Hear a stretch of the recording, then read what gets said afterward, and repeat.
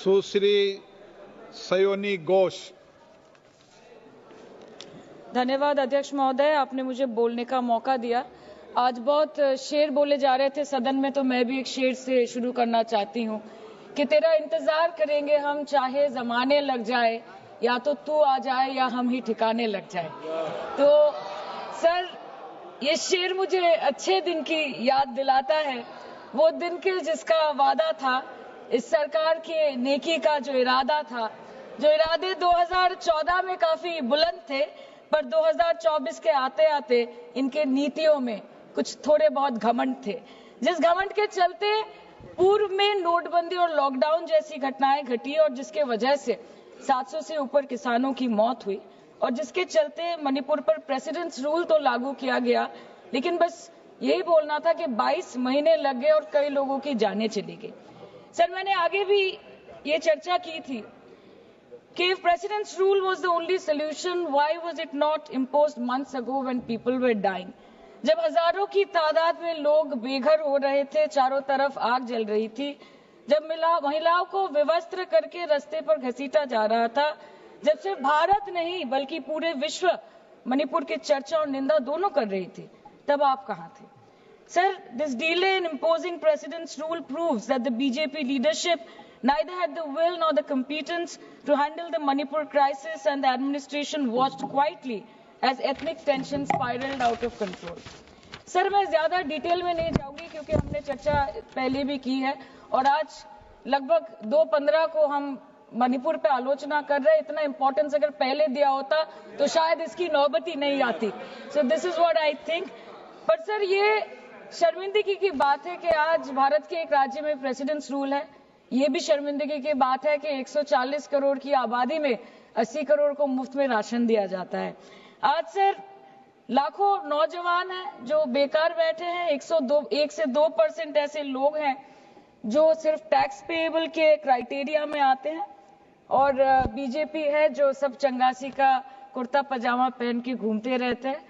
ये दिखाने के लिए अच्छी बात है, लेकिन ग्राउंड रियलिटी कुछ अलग ही है। सर 2023 में टॉप 10 VPNR के रिपोर्ट के अनुसार मणिपुर में 212 दिन से ऊपर इंटरनेट शटडाउन किया गया था, a total of 5088 hours, marking it the second highest after Jammu and Kashmir.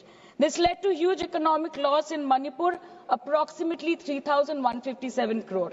The economic blockade in Manipur, affecting the two main national highway, lasted for 66 days, with rough estimates of loss of around 250 crore per day, which is a whopping rupees 17,000 crores in over 2 months.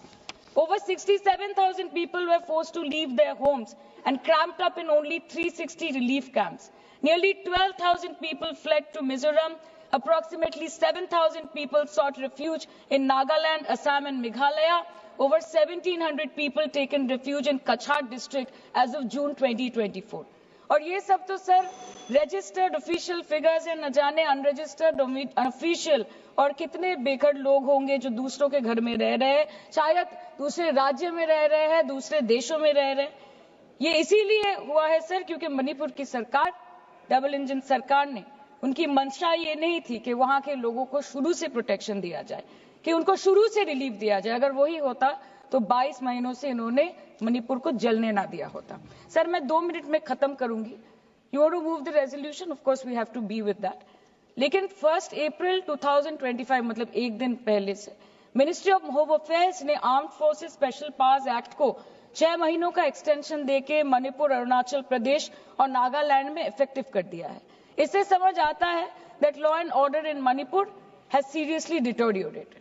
आज भी Birender Singh ji BJP वाले बोल रहे थे कि 1960 से हजारों refugees Manipur में घुस के बैठे हैं, 2001 का सेंसस रिव्यू करना है और डिलिमिटेशन से पहले एनआरसी लाना है। मतलब आपको कुछ सुधारना नहीं है, आपको बस और बिगाड़ना है।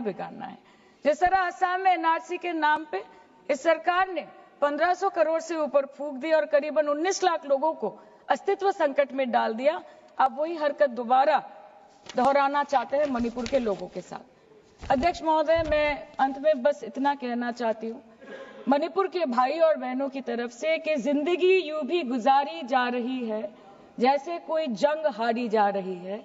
जिस जगह पहले के जख्मों के निशान हैं, फिर वहीं पर चोट मारी जा रही है, फिर वहीं पर चोट मारी जा रही है।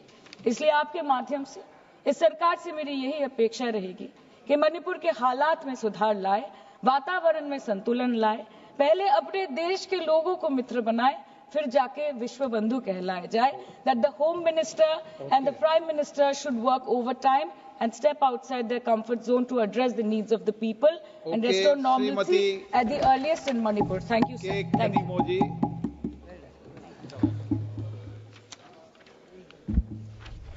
ಹೆಚ್ಚಿನ ವಿಡಿಯೋಗಳಿಗೆ ಪ್ರತಿಧ್ವನಿ ಯೂಟ್ಯೂಬ್ ಚಾನೆಲ್ ಸಬ್ಸ್ಕ್ರೈಬ್ ಮಾಡಿ, ಬೆಲ್ ಐಕಾನ್ ಕ್ಲಿಕ್ ಮಾಡಿ.